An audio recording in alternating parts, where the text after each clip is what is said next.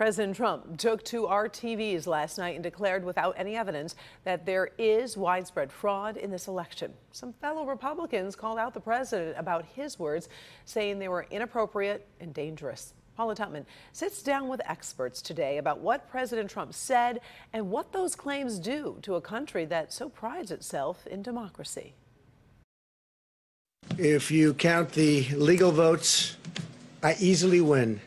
If you count the illegal votes, they can try to steal the election from us. Without a shred of evidence, last night, the President of the United States attacked the democratic process of counting legal votes. There have been a number of disturbing irregularities across the nation. Our campaign has been denied access to observe any counting in Detroit. Here are the facts. While his followers did storm the TCF vote count center during vote counting, there were Republican representatives inside working alongside Democrat representatives. Michael Warren is a staunch Republican who ran against Gary Peters in 1994 and ran unsuccessfully for state office. As an Oakland County Circuit Court judge, he sits in a nonpartisan position. There's been cause for recounts. Perfectly fine. That's perfectly acceptable. We need to have recounts to ensure the integrity of the ballot. Professor Peter Trumbore is the chair of the political science department at Oakland University and an expert in political violence. I think we would be kidding ourselves to say that there is not a racial dimension to the pro-Trump allegations, and given that they've all focused on majority black cities. Next question, what is more important, the candidate or the Constitution? We should not have cults of personality in this country.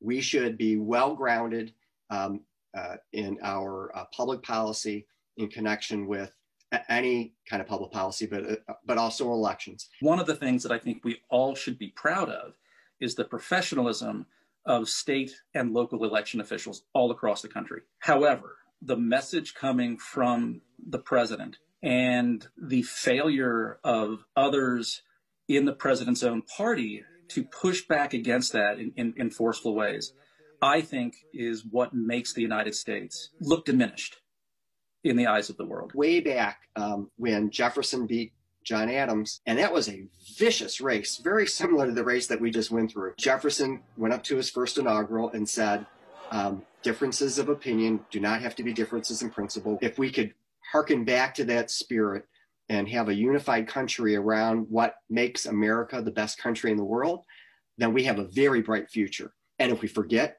what makes us the greatest country in the world and instead focus on personality attacks and ad hominem attacks and things that are not bound by policy but by other things, then we're going to tear ourselves apart and we're not going to survive as a free people.